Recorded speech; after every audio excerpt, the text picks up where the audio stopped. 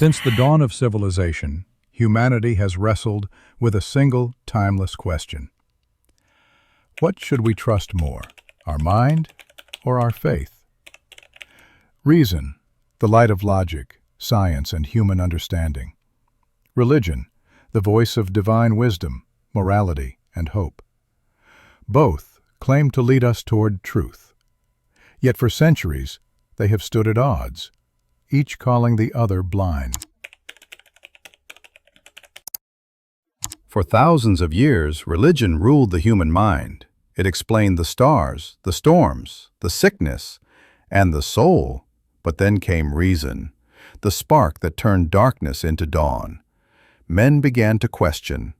They asked why the earth should be flat, why thunder must be the anger of gods, why the heavens should revolve around man.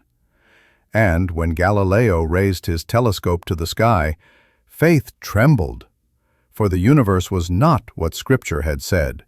Science has cured diseases that prayer could not.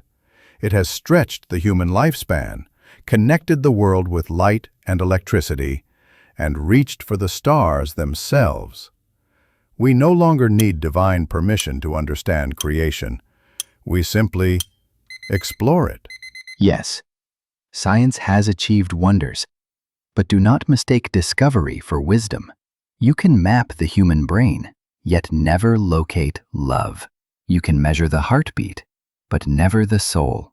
You can split the atom, yet fail to unite mankind. Reason gives us knowledge. Faith gives us purpose. Without a moral compass, your science can become a weapon. Your genius can destroy what your wisdom cannot repair. Faith built temples, not laboratories, but it also built compassion, charity, and forgiveness.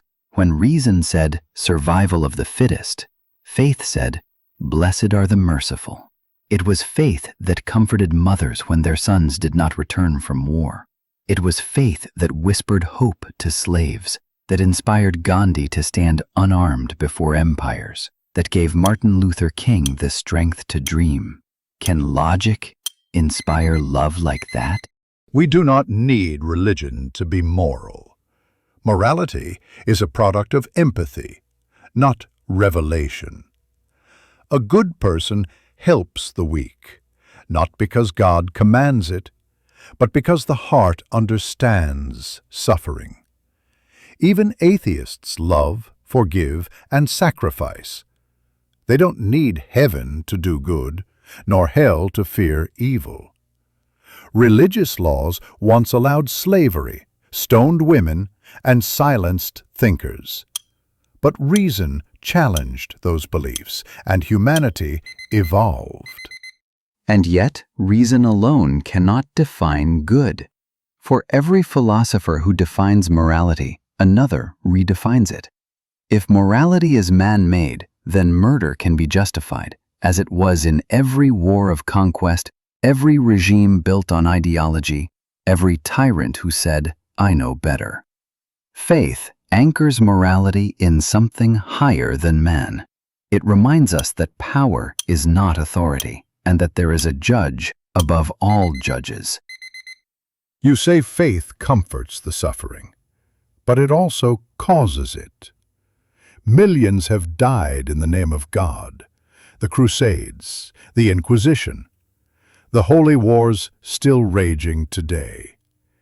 When belief becomes absolute, reason becomes forbidden. And when questioning becomes sin, progress dies. And when reason becomes absolute, compassion dies.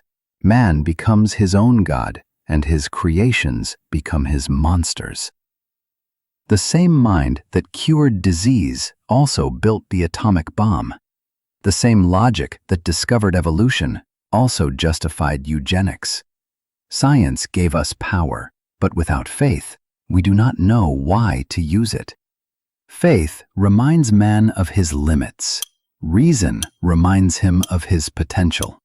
Without both, he is lost. Perhaps faith is a candle for those who fear the dark. But I prefer to walk through that darkness with open eyes. We are not born to worship. We are born to wonder. The stars don't need gods to shine, and the universe doesn't need purpose to exist. It simply is.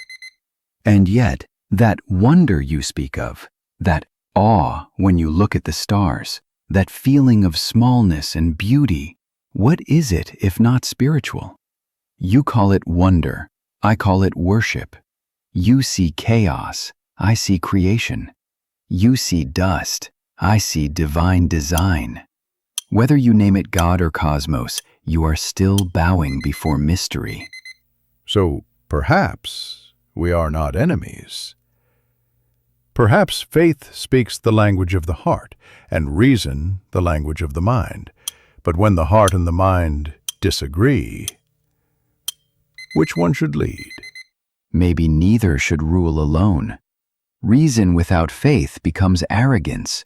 Faith without reason becomes fanaticism.